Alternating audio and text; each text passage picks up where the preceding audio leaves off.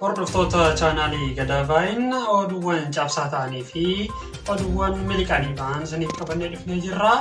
Oduuwwan miliqanii bahanii nama qofaasisan tokko qabannee dhufnee jirra. Hanga qophii xumura kanaatti nu waliin turuudhaan oduuwwan keenya waliin turtii gaarii isin jenna. Warri chaanaalii kanaaf haaraa taatan subscribe gochuun maatiidha. Oduu cabsaa galgala kana naannawa Haramayaatti qaama koo irratti miidhaa geessuuf galaanarra ilannoo guutuun kan kaan shororkeessitoonni akka Bimbii fi ergamtuu isaa kan ta'an Bookeen miidhaa narra geessuuf ergama addaa qabatanii yoo dhufanis tarkaanfii cululuqaa irratti fudhachuudhaan tooftaa qabsoo adda ta'een hedduu isaanii damasisee kaan immoo booji'ee tooftaa qabsoo adda ta'een hedduu isaanii damasisee kaan immoo madoo ta'anii booji'eeru. Injifannoon kan kooti. Qabsoon hamma xumura cabbiitti.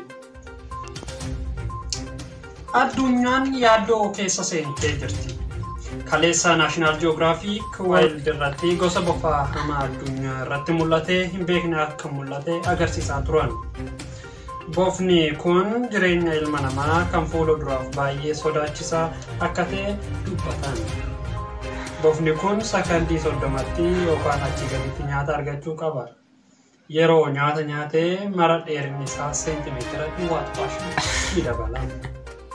Meeshaa waraanaa fi keemikaalota adda addaatiin illee ajjeesuun hin danda'amne. Bofni kun yoo ofiif of ciniine qofa kan du'uu danda'u. Kanaaf saayintistoonni baay'een haala bofa kanaa itti ajjeesan irratti qorannoo cimaa gaggeessaa jiru. Garuu hanga ammaatti homaa argachuu hin danda'u. Addunyaa kana irra iddoon inni itti argamu bilbila Nokiyaa 3310 geem jala seentee ocean keessa snake seentiyaa iddoo jedhatti argama. Wanniin jechuu barbaadeef siif galee I'm sure yoo siif galee kolfiteetta ta'e like gooteetta.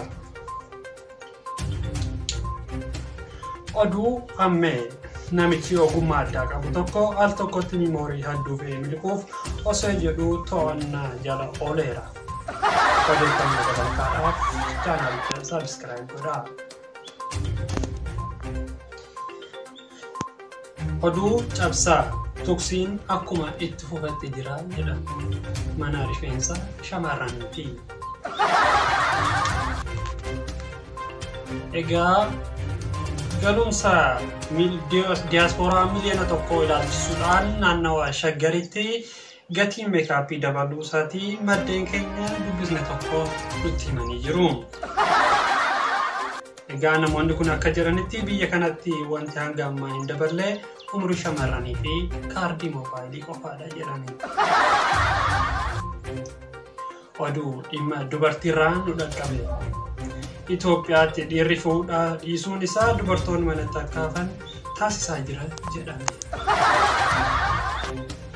Oduu miliqxee baateen buddeena baay'ee nyaachuun akka nama qoosuu bira geenyeera. Oduu mirqaanaa. Oduu mirqaanaatiin namichi of fannisuuf funyoo fudhatee manaa bahee du'a sodaatee deebi'e.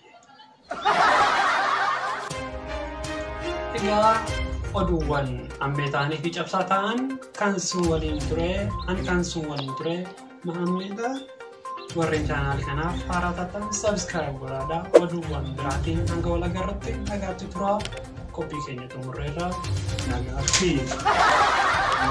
Subscribe gochuun abdiin qaba.